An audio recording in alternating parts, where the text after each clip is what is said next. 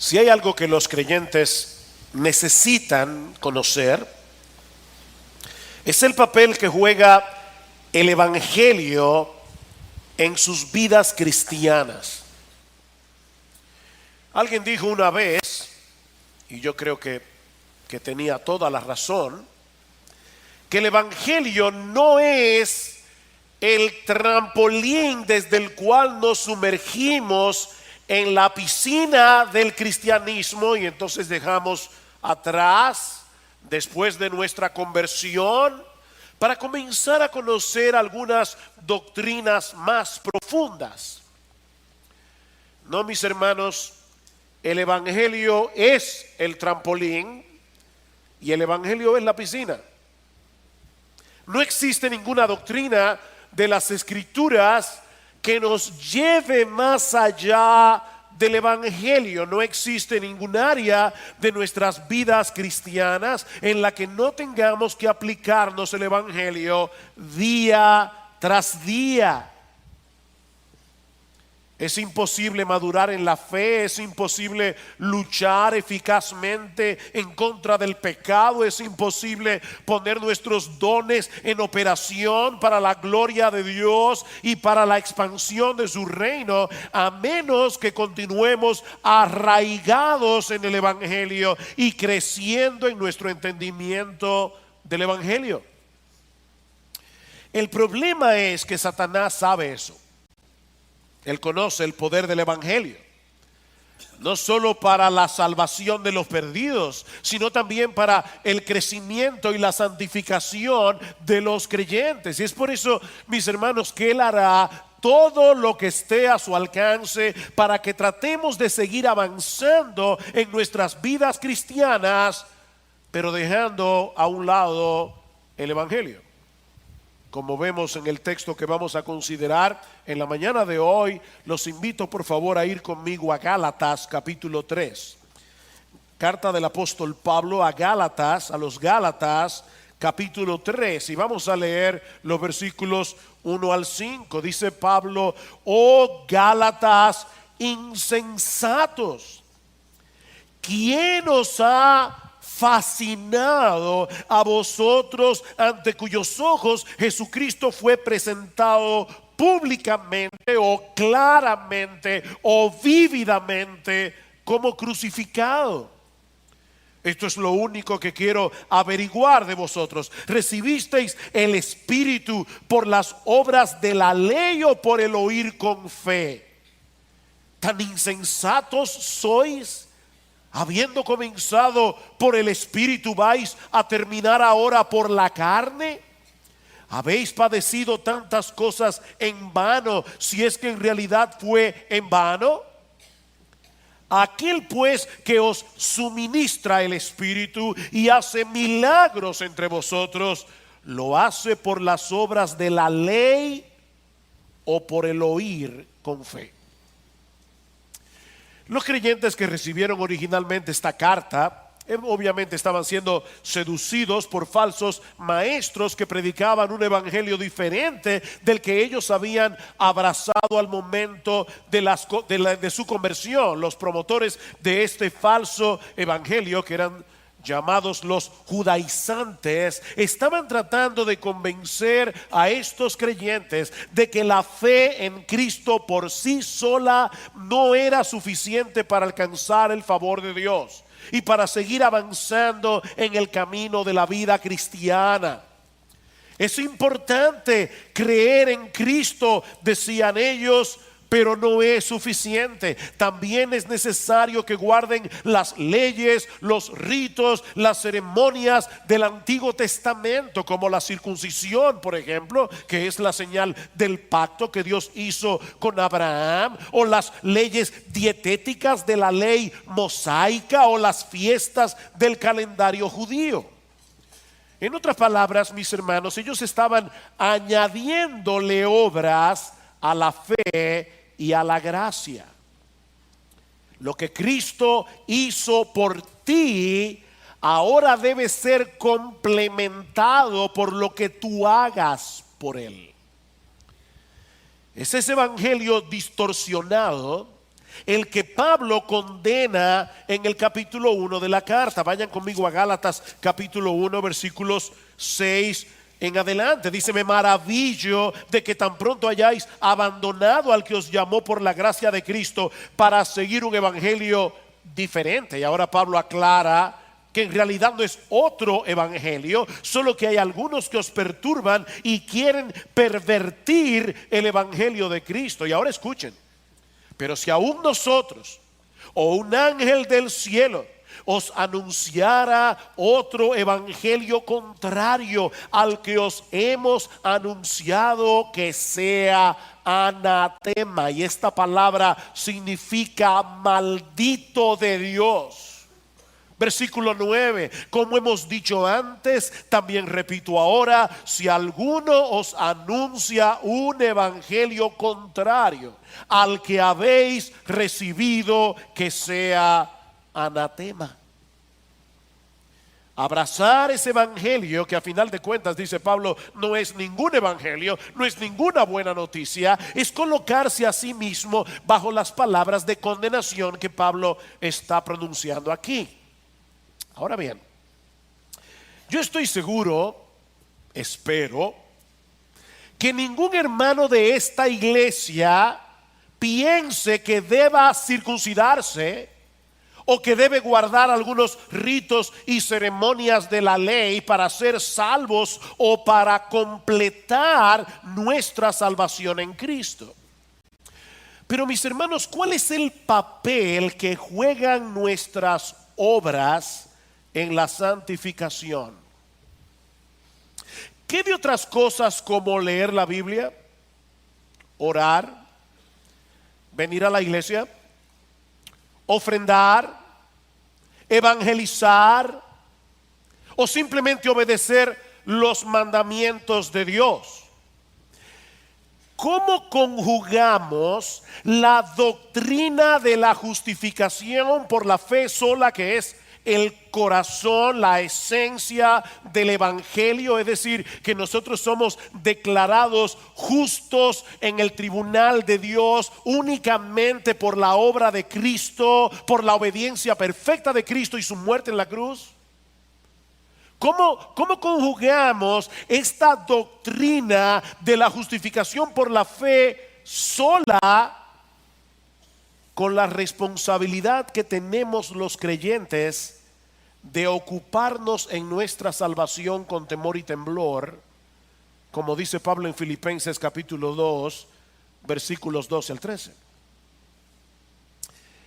Miren, mis hermanos, si no tenemos un claro entendimiento de cómo interactúan estos dos elementos en nuestra vida cristiana práctica, tarde o temprano terminaremos extraviados, como sucedió con estos creyentes de Galacia.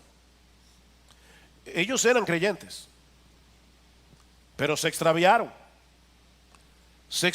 Fueron estorbados. Como les dice Pablo en el capítulo 5, ¿quién los estorbó? Ustedes iban corriendo bien. ¿Quién los estorbó? Cuando Pablo les predicó el evangelio en su segundo viaje misionero, ellos abrazaron por fe la realidad de que la salvación dependía únicamente de lo que Cristo hizo a nuestro favor en la cruz del Calvario. Pero un tiempo después comenzaron a prestar oídos a las enseñanzas de estos falsos maestros que los estaban tratando de mover a vivir por las obras, no por la fe. Vean una vez más el capítulo 3 versículo 1. Oh Gálatas insensatos, ¿quién os ha fascinado? Esta palabra, que se traduce como insensato, no señala a una persona que es ignorante, no ha sido instruido en ciertas cosas, no. Es más bien la persona que es fácilmente engañada por los falsos maestros debido a su pensamiento descuidado, debido a su falta de discernimiento. Es la palabra que usa el Señor a los discípulos que iban camino de Emaús, ¿recuerdan? Oh insensatos y tardos de corazón para creer todo lo que los profetas han dicho. Lucas capítulo 24 versículo 25. Hay una paráfrasis del Nuevo Testamento. Una paráfrasis es una traducción que trata más bien de traer cuál es la idea del texto, y esta paráfrasis es muy famosa, la paráfrasis de J.B. Phillips, que traduce esta frase de esta manera: oh mis queridos idiotas de Galacia, oh mis queridos estúpidos de Galacia, ¿cómo pudieron ser seducidos por esa estupidez? Mis hermanos, Pablo está profundamente indignado. Este no era el momento para ser políticamente correcto. Pablo está indignado por la forma como estos creyentes se habían dejado seducir por ir detrás de un evangelio distorsionado. Y dice él, es como si ustedes hubieran caído bajo la influencia de un hechizo. Esa es la traducción de la palabra fascinación. ¿Quién nos fascinó? ¿Quién los hechizó? Es como si estuviera bajo un encantamiento. La Nueva Versión Internacional lo traduce: Gálatas torpes, ¿quién los ha hechizado? Y obviamente no era que Pablo creía que ellos habían caído bajo un conjuro mágico, pero él conocía muy bien la forma tan encantadora como los falsos maestros introducen sus herejías. De hecho, muchas veces tienen más carisma que los maestros de la verdad. Son más buenos mozos, se visten mejor. Tienen carisma para fascinar a sus oyentes, para encantarlos, al punto de llevarlos a creer en cosas que son completamente absurdas.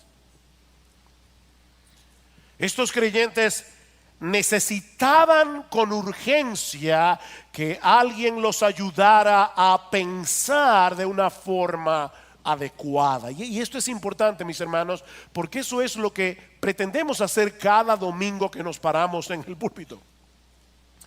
Un razonamiento correcto, bien argumentado, puede ser usado por el Espíritu de Dios para romper el encantamiento de un creyente que ha caído bajo la influencia de falsas doctrinas. Dios puede usar eso. Y eso es precisamente lo que Pablo va a hacer en esta sección de la carta a través de 6 preguntas, una detrás de la otra. Pablo está aplicando aquí un tratamiento de choque.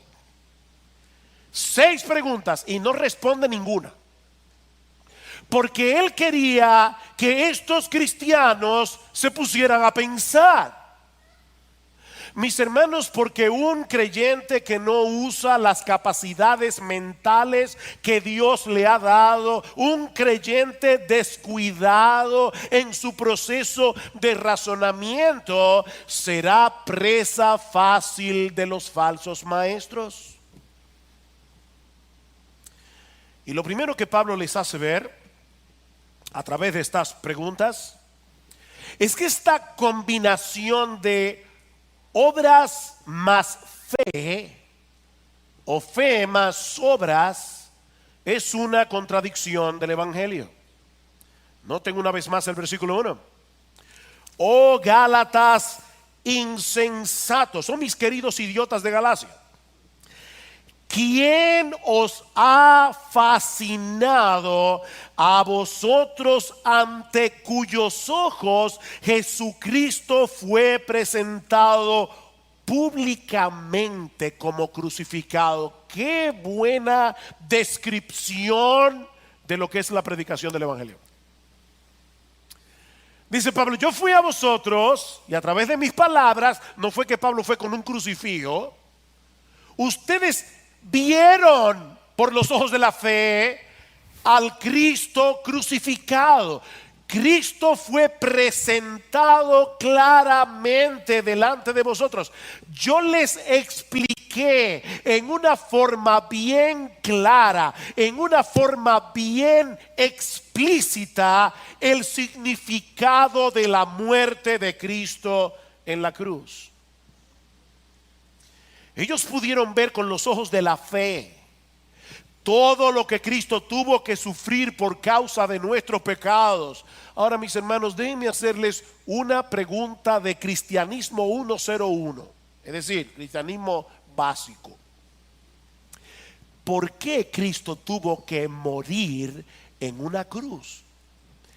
Él tuvo que morir en una cruz para salvarnos, por la sencilla razón de que nosotros no podíamos salvarnos a nosotros mismos.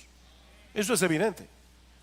Cristo murió en la cruz porque nosotros no podíamos salvarnos a través de nuestras buenas obras. Mis hermanos, el mensaje del evangelio aplasta completamente nuestro orgullo, porque nos hace ver que no existe la menor posibilidad de salvarnos a través de nuestra obediencia, a través de nuestro esfuerzo personal. Eso es imposible.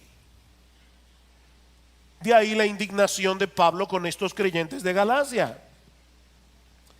¿Cómo es posible que ustedes se hayan dejado arrastrar por ese evangelio distorsionado de salvación por obras? Si ustedes saben muy bien que Jesucristo tuvo que morir en esa cruz para salvarnos, porque no podíamos salvarnos a nosotros mismos.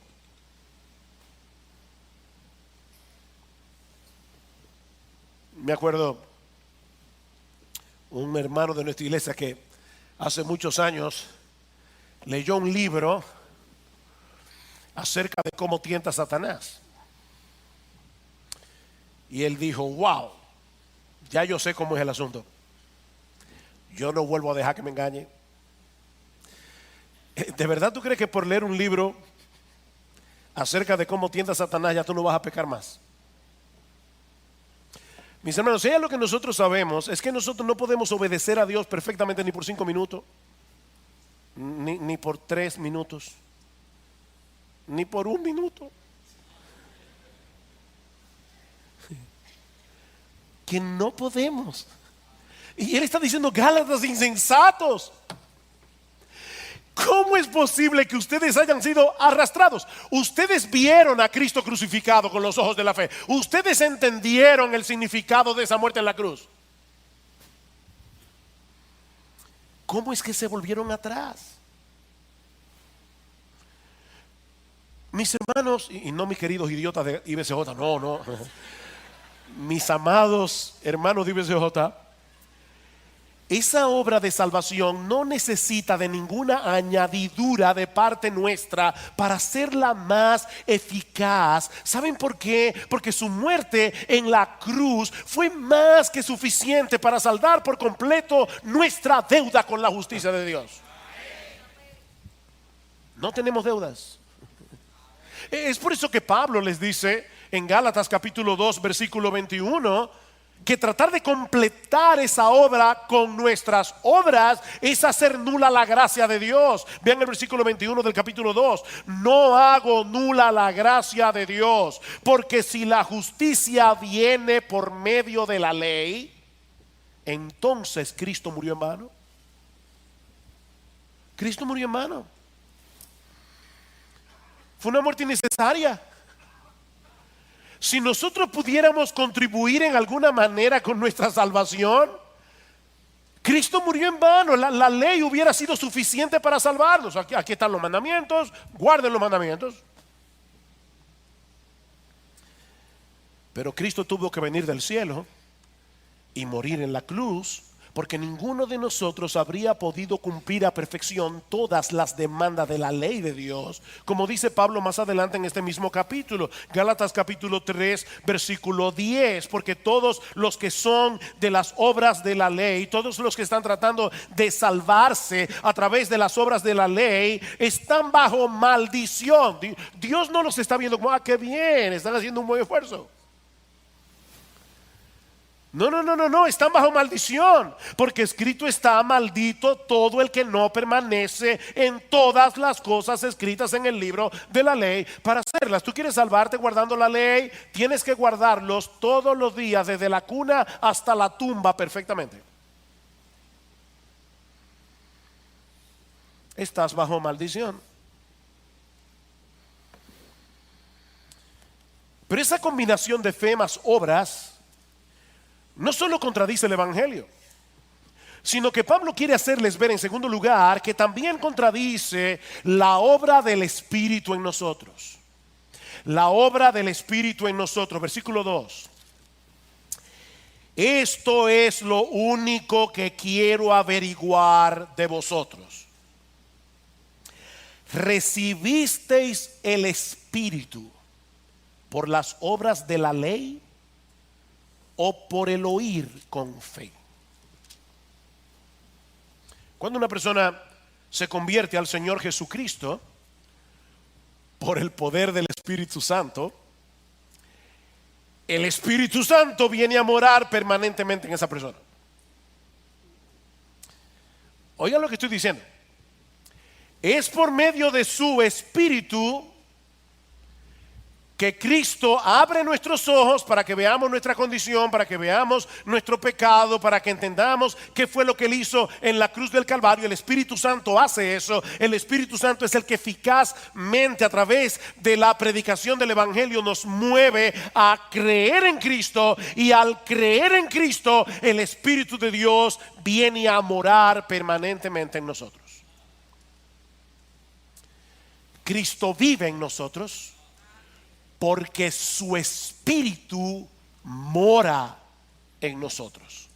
¿Recuerdan en el aposento alto cuando los discípulos estaban todos entristecidos porque el Señor les había anunciado que se iba, y Cristo les dice: yo no los voy a dejar huérfanos, yo vendré a vosotros? ¿Cómo? En el Espíritu. Yo rogaré al Padre y os dará otro consolador, el Espíritu de verdad.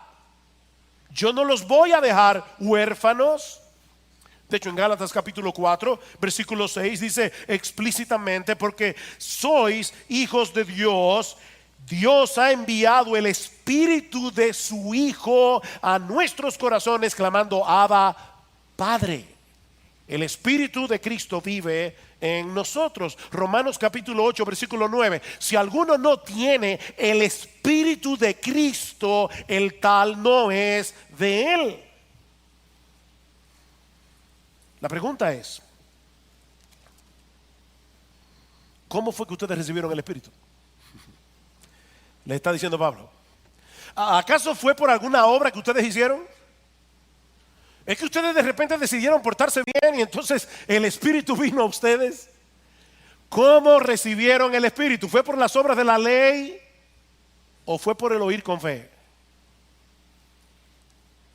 No fue por ninguna cosa que ellos hubieran hecho por Dios, sino por la obra que Dios hizo en ellos a través del Evangelio por el poder de su Espíritu. Así que, mis hermanos, lo único que ellos hicieron, y todos los cristianos que están aquí, para recibir el Espíritu, fue escuchar el Evangelio con fe. No fue por las obras de la ley, fue por el oír con fe. Pero ahora viene la parte más crucial de este pasaje. Hermanos, esta es la parte más crucial de este pasaje. Versículo 3. Pablo va a decirles ahora que la vida cristiana continúa exactamente como comenzó, a través de la obra del Espíritu en nosotros por medio de la fe. Versículo 3. Tan insensatos sois, habiendo comenzado por el Espíritu, ¿vais a terminar ahora por la carne?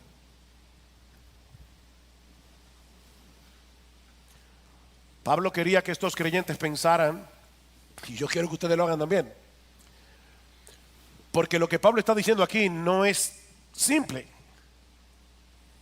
Esto requiere poner atención. Pablo está introduciendo aquí un nuevo contraste. ¿Se dieron cuenta? En el versículo 2 el contraste era entre las obras de la ley o el oír con fe. ¿Cuál es el contraste en el versículo 3? La carne o el espíritu. Las obras de la ley o el oír con fe. La carne o el espíritu. Ustedes son tan insensatos, les dice Pablo, que quieren terminar en la carne lo que comenzó por el espíritu. Esa es la pregunta.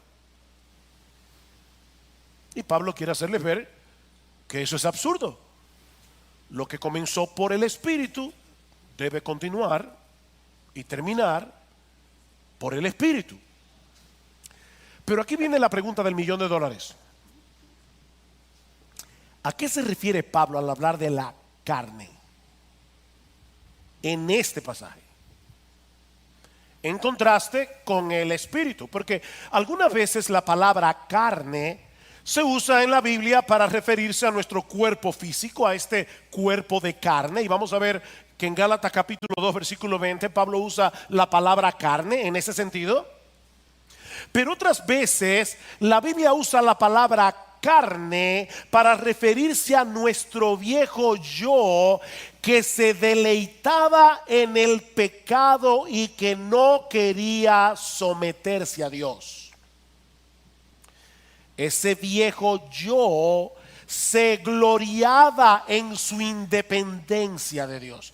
Ese viejo yo se gloriaba en su propia autonomía. El problema es que esa condición carnal no siempre se manifiesta de la misma manera. Es decir, no todos los pecadores tratan de manifestar esa autonomía, esa independencia de Dios de la misma forma.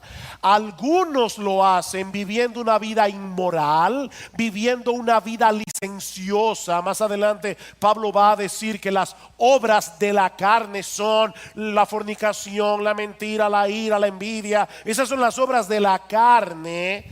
Pero mis hermanos, otras veces las personas tratan de manifestar esa autonomía de Dios a través de una vida moral, a través de una vida decente, que pretende ganar el cielo por su propio esfuerzo, creyendo que tienen la capacidad de llegar al cielo, subiendo por la escalera de su esfuerzo personal. Y es a eso que Pablo le llama carne en el versículo 3. ¿Ven el contraste? Ustedes comenzaron porque el Espíritu obró en vosotros. Ahora van a regresar a ese estilo de vida que ustedes tenían cuando querían vivir en independencia de Dios, en autonomía de Dios, haciendo las cosas en su propio esfuerzo, lo que comenzó en ustedes por el Espíritu, es decir, descansando enteramente en la obra de Cristo en la cruz, habiendo sido regenerados por el Espíritu Santo. Ahora pretenden completarlo a través de su propio esfuerzo por obedecer la ley de Dios. Vean el versículo 4. ¿Habéis padecido tantas cosas en vano? Si es que en realidad fue en vano. La palabra que se traduce como padecer aquí significa literalmente experimentar, y es el contexto el que debe ayudarnos a decidir si se trata de una experiencia negativa como el sufrimiento, la persecución, o si se trata de una experiencia positiva, que es lo que yo creo que Pablo está señalando aquí. Ustedes experimentaron, por el contexto, la bendición del nuevo nacimiento, experimentaron la bendición de haber nacido de nuevo en Cristo para salvación, experimentaron el haber recibido el Espíritu Santo, y todo eso únicamente por recibir por medio de la fe el mensaje del Evangelio. Y ahora Pablo pregunta: ¿es que acaso todo eso fue en vano? ¿Que ahora quieren sustituir la fe por las obras, el Espíritu por la carne? Mis hermanos, la vida cristiana debe continuar exactamente como comenzó. descansando por la fe en las grandes verdades del Evangelio. Versículo 5. Aquel pues que os suministra el Espíritu y hace milagros entre vosotros, ¿lo hace por las obras de la ley o por el oír con fe? Miren, yo creo que hay pocos pasajes en el Nuevo Testamento que sean tan importantes para la vida cristiana que el capítulo 3, versículo 5 de Gálatas. Pablo ha venido hablando de lo que ellos habían experimentado en el pasado, ¿se dieron cuenta? Pero ahora se refiere a lo que estaba sucediendo en medio de ellos en el presente. ¿Vieron el cambio del tiempo? ¿Cómo es que Dios nos suministra ahora? Una medida mayor del Espíritu de Dios, de modo que podamos seguir avanzando en nuestras vidas cristianas. ¿Cómo es que eso pasa? Es por esforzarnos lo más que podamos en obedecer a Dios, ¿o es por el oír con fe?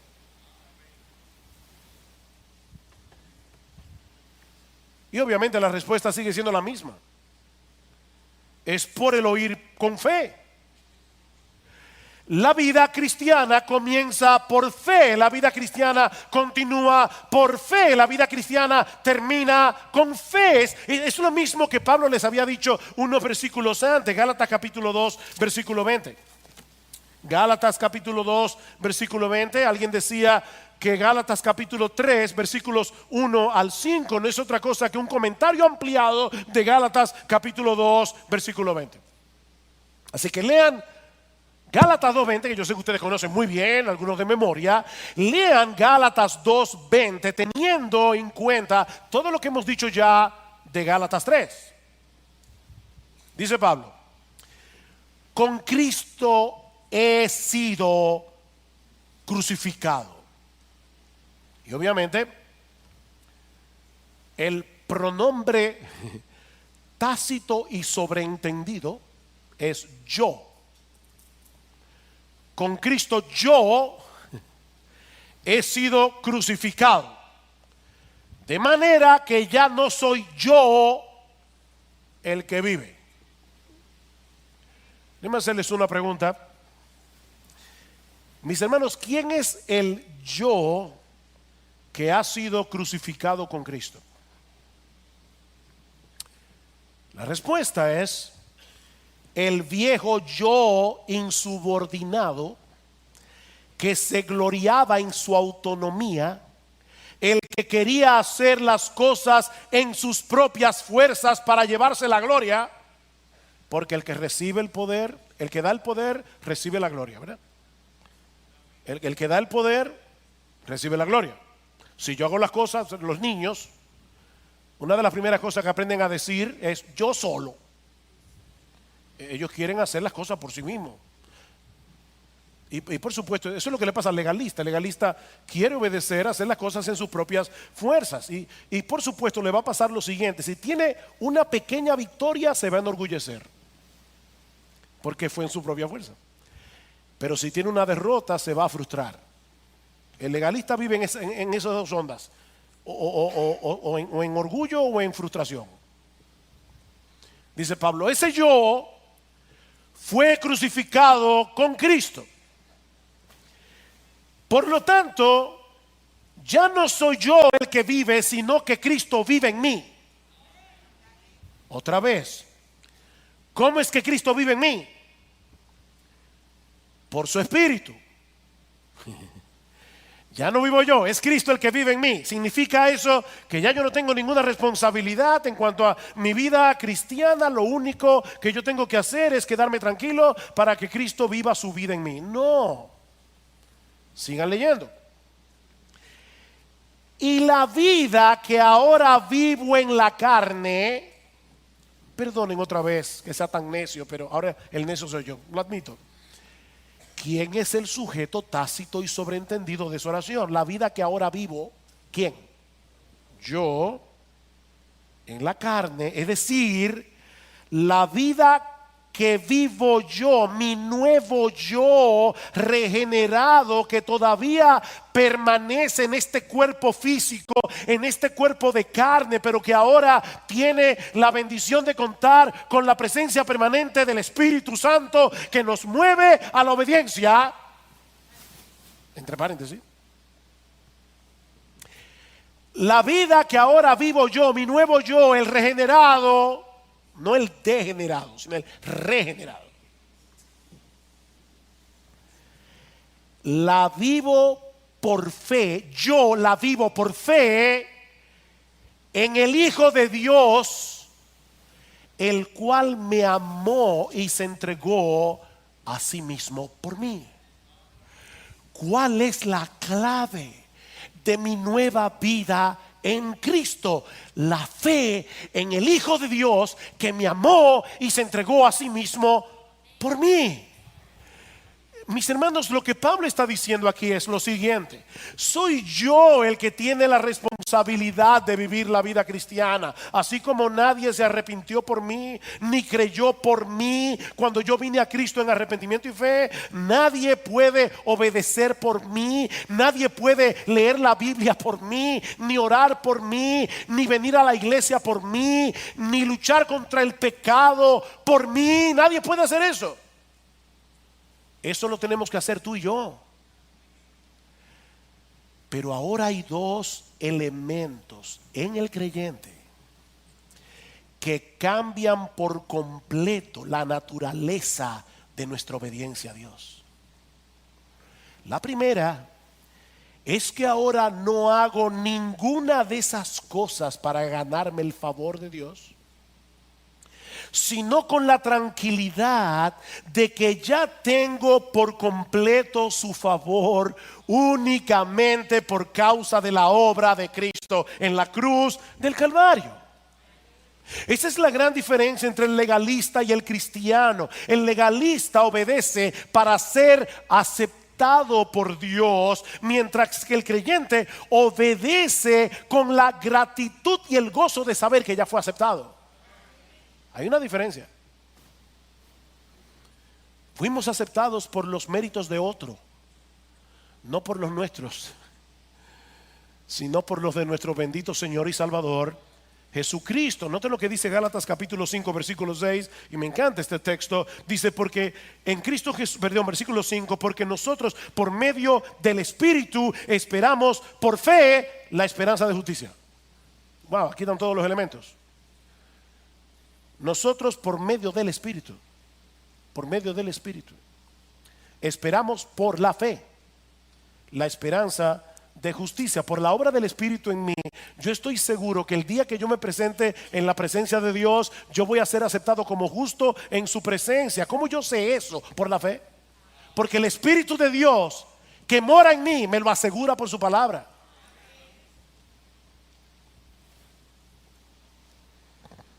El otro elemento que cambia por completo la naturaleza de nuestra obediencia es que ya no dependemos de nuestras propias fuerzas y de nuestros propios recursos para vivir la vida cristiana, sino que lo hacemos en el poder del Cristo resucitado que vive en mí por su Espíritu. No es en mis propias fuerzas, es por la obra de Cristo en mí. Así que el asunto no es que ahora que somos cristianos ya no importa si obedecemos o no los mandamientos, porque mi salvación depende de Cristo. Él obedeció la ley en mi lugar y por lo tanto ya yo no tengo que afanarme tanto con ese asunto de la obediencia. No. De hecho, escuchen lo que sigue diciendo Pablo en Gálatas capítulo 5, inmediatamente después de haber dicho que él espera por la fe, la justicia por el Espíritu. Dice el versículo 6: porque en Cristo Jesús ni la circuncisión ni la incircuncisión significan nada, sino la fe que obra por el amor. La fe que obra por el amor. Somos salvos únicamente por medio de la fe, pero la verdadera fe es una fe que produce obras de amor a Dios y de amor al prójimo. Si una fe no produce obras, es una fe muerta, y una fe muerta no va a salvar a nadie. La fe obra por el amor.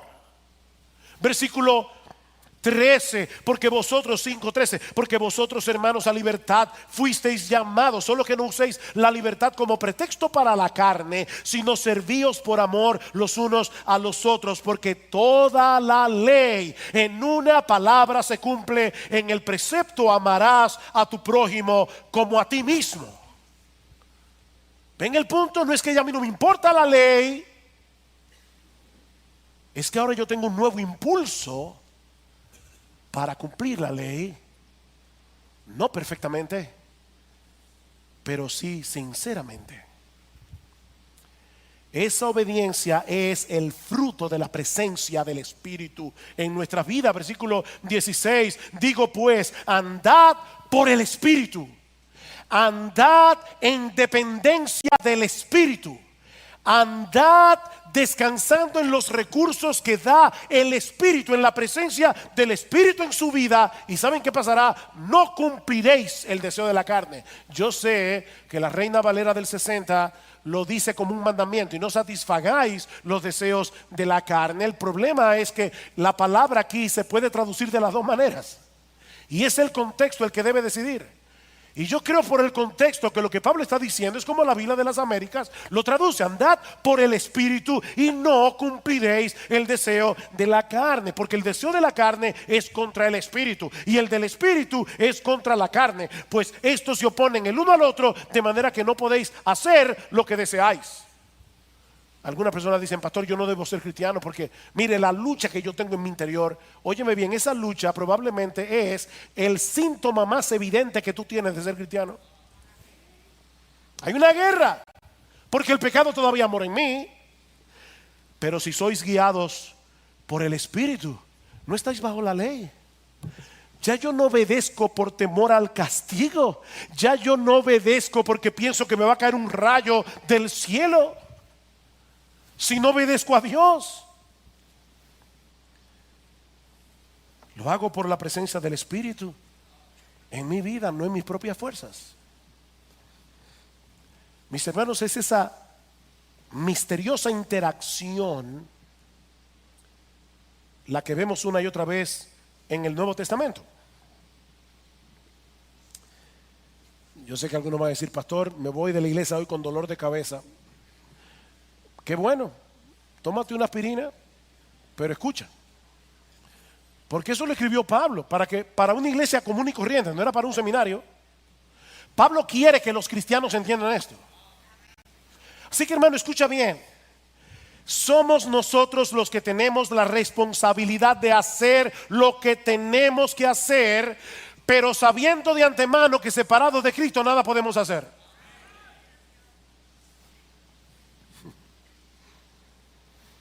¿Tú oíste eso? Somos nosotros los que tenemos que hacer lo que tenemos que hacer, pero sabiendo de antemano que separados de Cristo nada podemos hacer. Tenemos que vivir en dependencia del Espíritu que vive en mí y que obra en mí. Oigan estos textos rápidamente. Colosenses 1:29. Y con este fin también trabajo, dice Pablo, esforzándome, yo trabajo, esforzándome según su poder que obra poderosamente en mí. Yo trabajo, yo me esfuerzo, amparado en ese poder. Colosenses 2:6-7. Por tanto, de la manera que recibisteis a Cristo Jesús el Señor, por la fe, ¿verdad? Andad así en Él. Debe continuar como comenzó. Tú lo recibiste por la fe a Cristo. Sigue así. Filipenses 2. 12 al 13. Así que, amados míos, tal como siempre habéis obedecido, no solo en mi presencia, sino ahora mucho más en mi ausencia, ocupaos en vuestra salvación con temor y temblor. ¿Quién es el que debe ocuparse en mi salvación con temor y temblor? Yo. Porque Dios es quien obra tanto el querer como el hacer en nosotros por su buena voluntad. Ocúpate, porque Dios obra. La obra de Dios no debe llevarme a no hacer nada, sino a ocuparme en mi salvación con temor y con temblor. Primera de Pedro 4:10. Según cada uno ha recibido un don especial, úselo sirviéndoos los unos a los otros como buenos administradores de la multiforme gracia de Dios. El que habla, que hable conforme a las palabras de Dios. El que sirve, que lo haga por la fortaleza que Dios da. ¿Y saben para qué? Versículo 11. Para que en todo Dios sea glorificado mediante Jesucristo, a quien pertenecen la gloria y el dominio por los siglos de los siglos. Amén. ¿Qué decíamos antes? El que da el poder recibe la gloria, y el que da el poder para poder servirnos en amor los unos a los otros es Cristo, que vive en su espíritu en mí. Él se lleva la gloria. Mire, pastor, hasta aquí lo entiendo de forma teórica. Pero ¿cómo se hace eso? Y yo quiero ser lo más práctico que yo pueda en esta mañana. Yo no quiero que usted vaya de aquí diciendo, bueno, yo entendí la teoría, pero no sé cómo poner esto en la práctica. ¿Cómo es que yo puedo hacer lo que tengo que hacer, pero en dependencia del Espíritu? Aquí está la respuesta, y la voy a ampliar, no se preocupen. Confiando por la fe en el Evangelio de Cristo y amparándonos por fe en todas las promesas de Dios reveladas en las Escrituras y que han venido a ser nuestras por causa de Cristo. Oigan otra vez el versículo 5 de Gálatas 3, y por eso les decía que este texto es tan importante. Aquel pues que os suministra el Espíritu. Nosotros queremos ser llenos del Espíritu. Nosotros queremos tener más de la influencia del Espíritu, ¿no es así? Aquel pues que os suministra el Espíritu y que hace milagros entre vosotros, ¿lo hace por las obras de la ley o por el oír con fe? El oír con fe, ¿el qué? El Evangelio. Versículo 6. Así Abraham creyó a Dios y le fue contado como justicia. Por consiguiente, sabed que los que son de fe, estos son hijos de Abraham. Los que creyeron en ese Evangelio que Dios les reveló a Abraham y que él creyó por la fe. ¿Cómo es que Dios nos suministra el Espíritu?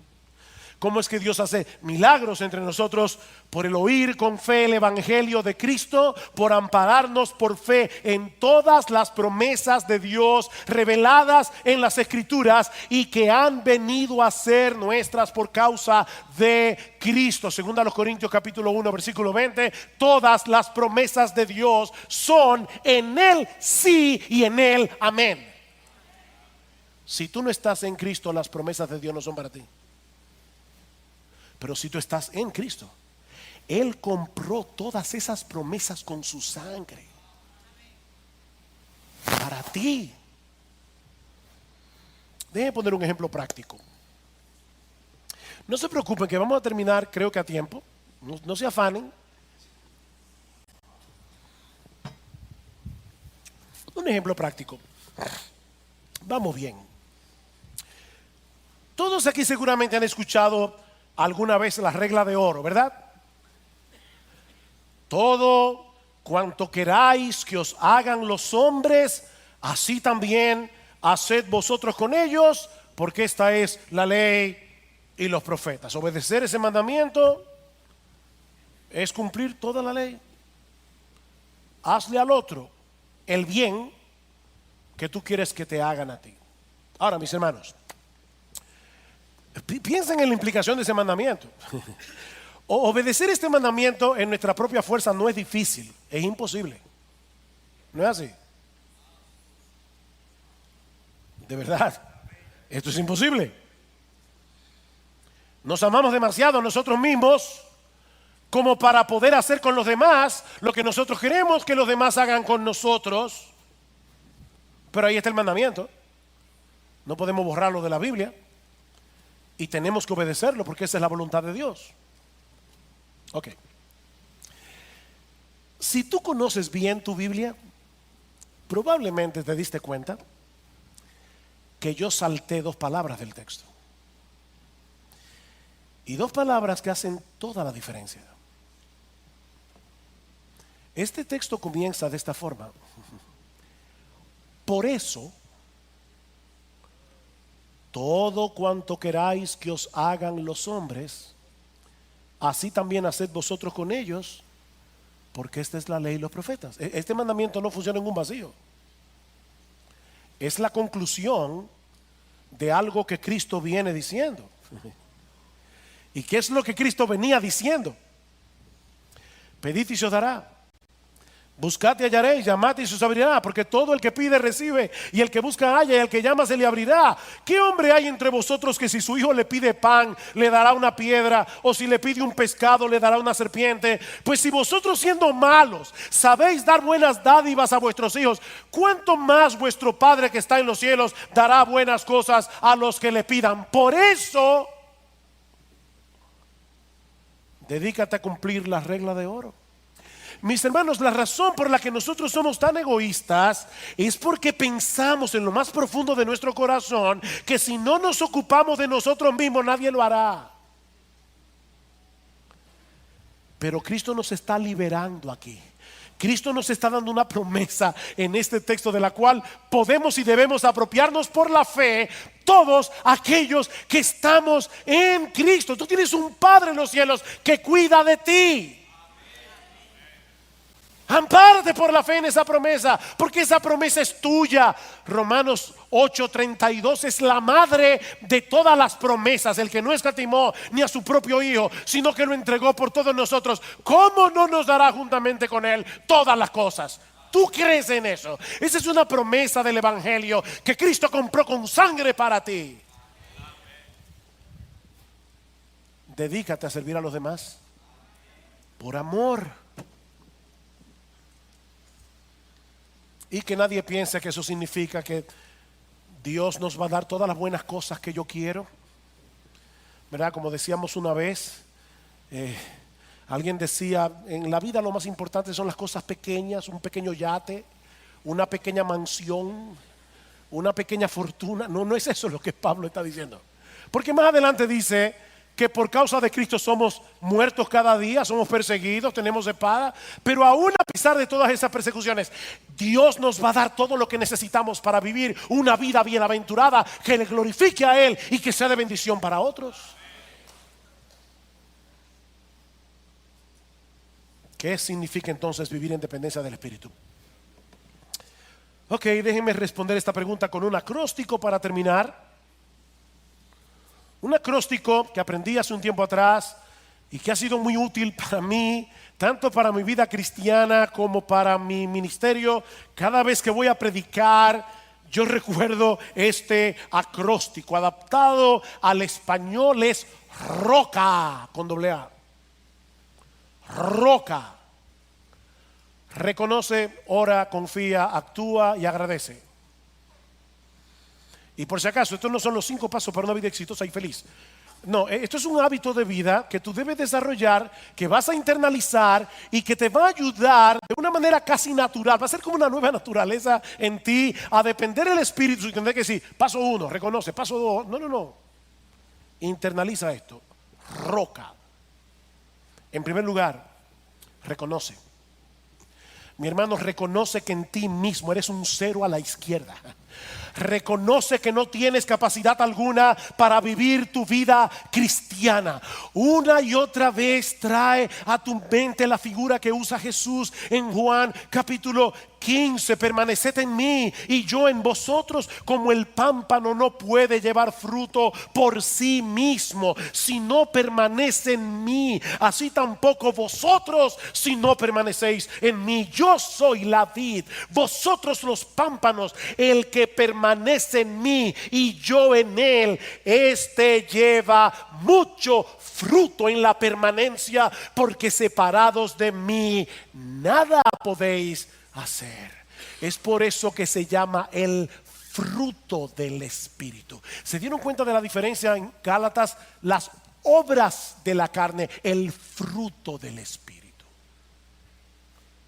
que se produce cuando tú dependes de Jesús. Así que en primer lugar, reconoce, mi hermano, reconoce. Miren, créanme, cada vez que yo voy a pararme a predicar, voy a revelar algo muy íntimo de mi corazón, pero cada vez que yo voy a pararme a predicar, yo recuerdo, Señor, yo sé que no importa cómo yo predique, no importa cómo yo presente el mensaje, si tu Espíritu Santo no hace algo, los muertos no van a vivir y los cristianos de esta iglesia no van a ser edificados. Eso solamente puede hacerlo el Espíritu Santo. No hay un hombre que tenga esa capacidad. Reconoce eso. En segundo lugar, ora mi hermano, clámale a Dios conforme a lo que Él ha prometido en su palabra, que te conceda la gracia que tú necesitas para vivir para Él, para poder obedecerle, para poder amar a otros con un amor incondicional. Ora. Escucha cómo Pablo oraba por los creyentes de Colosa.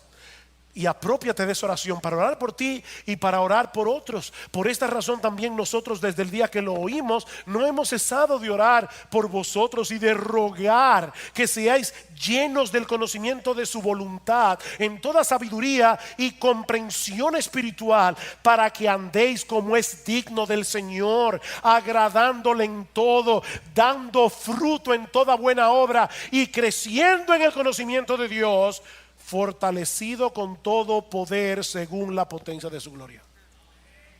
Oh, yo quiero que ustedes vivan de esta manera. Yo quiero que ustedes agraden a Dios, pero fortalecido con todo poder en toda potencia de su gloria. Señor, dame ese poder. Oh, dame ese poder. Señor, yo no puedo vencer la envidia de mi corazón. Yo no puedo vencer la lujuria de mi corazón. Yo no puedo vencer la ira que hay en mí. Yo no puedo. Ora. En tercer lugar, confía. Confía, mi hermano, en las promesas. En las promesas que Dios nos ha dejado en su palabra, porque Él es un Dios fiel. Él ha prometido capacitarnos. Él ha prometido estar con nosotros todos los días hasta el fin del mundo. Él ha prometido ser nuestro amparo y fortaleza en momentos de necesidad. Ampárate por fe en todo lo que Dios nos ha prometido en Cristo, porque, mi hermano, eso es lo que energiza nuestra obediencia. Dice Pablo en Romanos capítulo 15 versículo 13: y el Dios de esperanza os llene de todo gozo y paz en el creer, para que abundéis en esperanza por el poder del Espíritu Santo. ¿Por qué tú envidias? No, pastor, yo no envidio. Mentiroso. ¿Por qué tú quieres tener cosas que otros tienen? Porque en el fondo de tu corazón tú crees que tú mereces algo mejor. Aplícate el evangelio y van a pasar dos cosas. Te vas a dar cuenta, en primer lugar, que lo que tú mereces es el infierno, y en segundo lugar, que tú tienes infinitamente más de lo que mereces. Tú tienes el perdón de los pecados, tú tienes el don de la vida eterna, tú tienes a Jesucristo, tú tienes un Padre en los cielos, tú tienes el Espíritu Santo.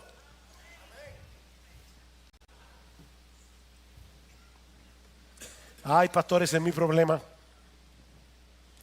Se me hace tan difícil confiar, porque mi fe es tan débil. Permítanme compartir con ustedes una historia que yo espero que te sea de ayuda si estás luchando en este momento con este asunto de la fe. Y no he acabado el acróstico, estamos en reconoce, ora, confía. Uno de los más grandes teólogos norteamericanos del siglo XIX fue Robert Louis Dabney. En los últimos años de su vida, Dabney quedó ciego y en mucha debilidad. Y sabiendo que le quedaba poco tiempo de vida, Dabney le escribió una carta a otro teólogo, amigo suyo, Clement Reed Vaughan, preguntándose en esa carta si él tendría una fe lo suficientemente fuerte cuando tuviera que enfrentarse con la muerte. Vaughan le respondió de una forma muy teológica y con un corazón muy pastoral a la vez, preguntándole a Dabney qué haría un viajero si llegara a un abismo sobre el cual se extiende un puente. La pregunta es, y ahora leo la carta que le escribió a Dabney, ¿qué hace él para cultivar confianza en el puente? Él revisa el puente, se inclina, lo examina. Él no se para en la cabeza del puente dejando que sus pensamientos giren con curiosidad en su mente a ver si él tiene la confianza necesaria para cruzar el puente. ¿Ven el punto? Él se está enfocando en el puente, no en su confianza. Examina el puente, no tu fe. Y si su examen del puente le proporciona cierta confianza, pero aún así quiere más, ¿cómo hace crecer su fe? Dice él, sigue examinando el puente. Ahora, mi querido amigo, oigan qué palabras más sabias. Mi querido amigo, deja que tu fe se ocupe de sí misma por un tiempo y tú piensas solamente en aquel en quien se te ha concedido depositar tu confianza. Piensa en el poder del Maestro, piensa en su amor, piensa en lo interesado que Él está en el alma que le busca y que no se consuela hasta que lo encuentra. Piensa en lo que Él ha hecho, en su obra, porque su sangre es más poderosa que todos los pecados de todos los pecadores que alguna vez hayan existido. A fin de cuentas, oigan esto, el gran teólogo que era Dabney, el gran teólogo es como cualquier otro de los hijos de Dios, y escuchar el sencillo evangelio es tan esencial para su consuelo como lo es para la criada que ordeña la vaca o para el joven que ara la tierra. Que Dios te dé gracia, mi amigo, no para poner demasiado énfasis en tu fe, sino para aferrarte al fundamento de tu confianza. Cristo, su obra y toda su actitud personal para ser el refugio de un pecador. La fe es solo el ojo para verlo. He estado orando para que Dios calme tu dolor mientras avanzas y te permita ver el gozo del evangelio en cada paso. Adiós, Dios esté contigo conforme a su voluntad, y piensa en el puente. Piensa en el puente. Reconoce, ora, confía, actúa. Actúa. Como decíamos al principio de este mensaje, la obra de Dios en nosotros no elimina la responsabilidad que nosotros tenemos de obrar, pero no amparados en nuestras propias fuerzas, porque no tenemos ninguna, sino amparados en la fuerza que viene de Él. Y me encanta cómo Pablo aplica esto en su propia vida. Dice él a los corintios: yo soy el más insignificante de los apóstoles, que no soy digno de ser llamado apóstol, porque yo perseguí a la iglesia de Dios. Pero por la gracia de Dios yo soy lo que soy, y su gracia para conmigo no resultó vana. Antes bien, he trabajado más que todos ellos, pero no yo, sino la gracia de Dios en mí. Actúa. Y finalmente, agradece. Agradece. Dale gracias al Señor por cada victoria, por más pequeña que sea, en el pecado. Por cada paso en el camino de la obediencia, por pequeño que sea. Por cada servicio de amor. Sí, yo sé que uno sirve y se pregunta, ¿habrá sido con una buena motivación? Mis hermanos, muchas veces las motivaciones vienen mezcladas. Pero sirve en amor. No te quedes paralizado por el problema de las motivaciones. Sirve en amor orando. Y da gracias después que lo hagas. Porque al hacerlo, te recordarás constantemente